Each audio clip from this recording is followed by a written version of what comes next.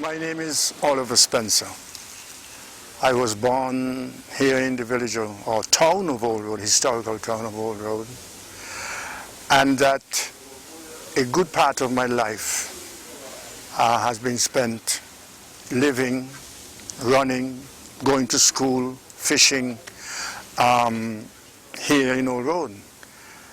And all my life, Old Road has become the center for me.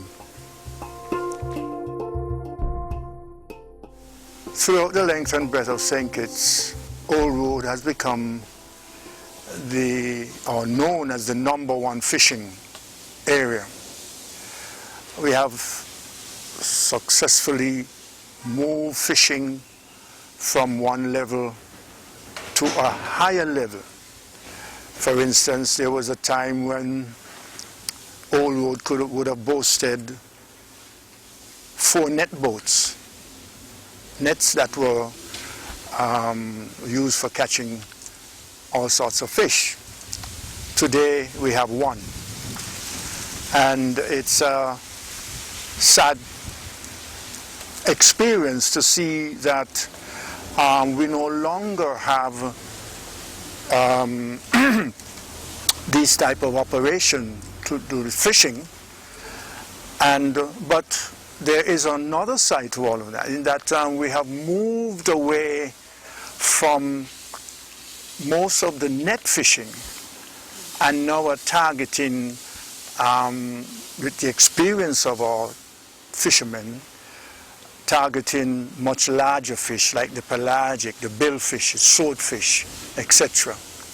And so it's, in a way, it has become a form of conservation, because the shallower reefs are no longer being attacked by the fishermen. So in truth and in fact, we are practicing conservation. I am certain that the Caribbeans and also the Arawaks who preceded them would have fished from the river, Wingfield River, which no longer flows regularly to the sea. They would have fished in that river because you had freshwater mullets. This is something that a lot of people, even people who live in Old Road, doesn't know, because the river, the water has been used now to help bass steer. So you have a 10-inch line extending up to Bass Steer. You have water going down to Deep Bay. So a lot of that water is now used for domestic purposes.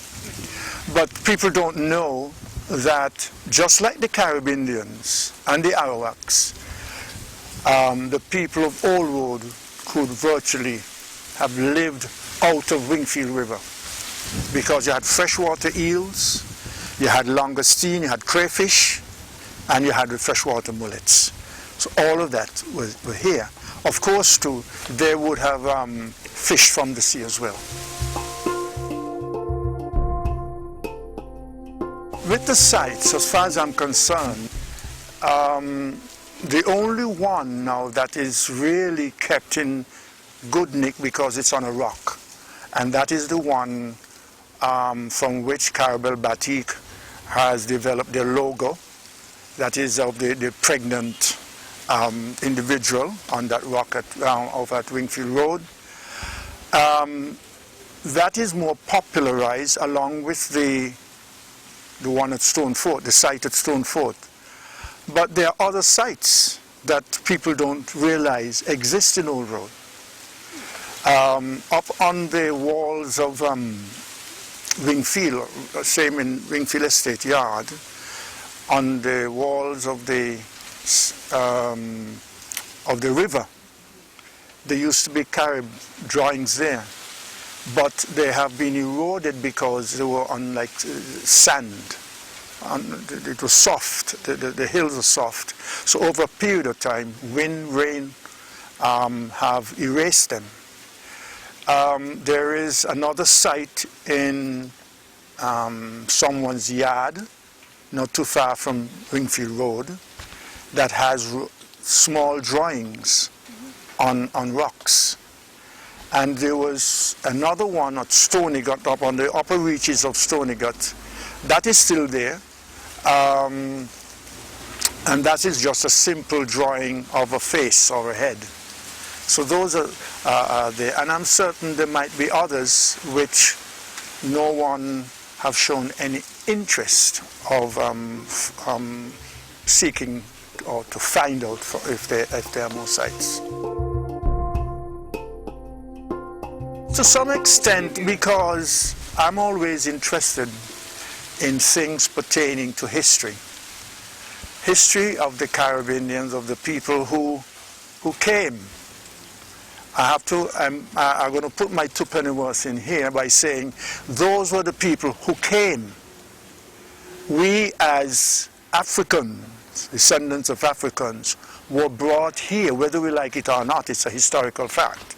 But those are the people who came. For instance, now we have our mountain's name have been changed from Mount Misery from colonial times to Mount Lyamiga, which was the Carib name for St. Kitts. And I feel sort of a relationship, and because I've developed a love for these sites. So wherever I went and I traveled throughout the hills or along the river banks or the river edges, we're always looking to see if there were other drawings. So that's my connection there.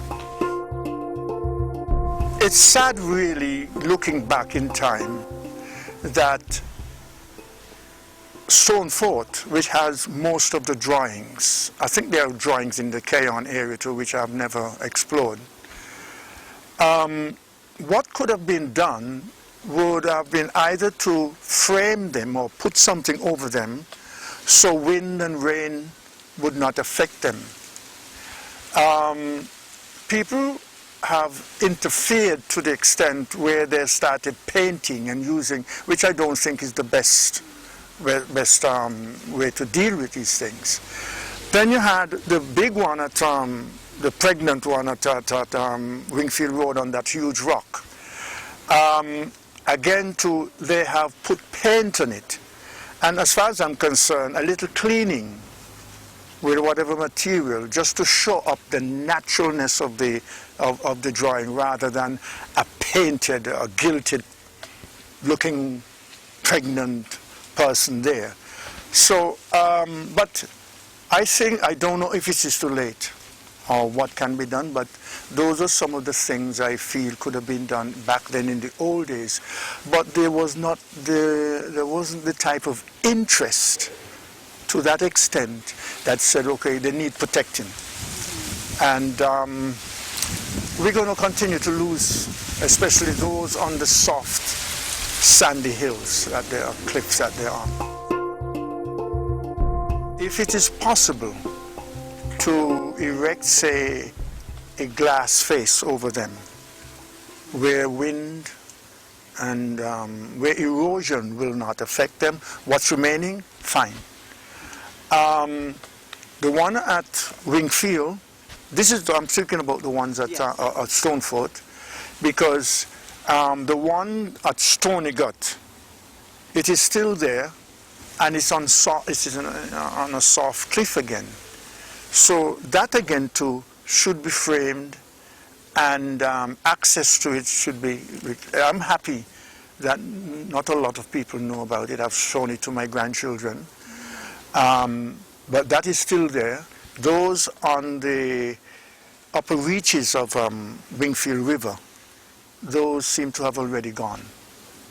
Because, again, erosion, water, wind, rain. Well, that's... I have no problem. I think many of our West Indian people, Caribbean people, have a problem with Columbus. That is when St. Kitts was discovered. My town in which I was born, historical Old Road town, it was here that Columbus first approached St. Kitts, and it is said that it was he who named it Old Road. The legend said that when he came back on his second visit, he said that we were back at the old road again, meaning roadstead, because it's not a port, because it's an open bay, as you can see. And he no doubt would have watered his boats from either Wingfield River or Franklin's River. There's another river just here. That again too has been heavily curtailed by the efficiency of the water catchment area. So that water goes from Franklin's all the way up to Bastille. So you have two rivers supplying Bastille with water. But as far as I'm concerned, the 1492 thing, I am happy for that, because I love the town Old Road. I love the name, and everything about this place I love. So I'm quite happy. This here, where that property is over there, was a fort. As a matter of fact, the cannon you can see there, you might probably be able to take a shot of the cannon, was found when they were trying to excavate the foundation to put these rocks in as shore defense, and that was found. When they were, but that was over on that side.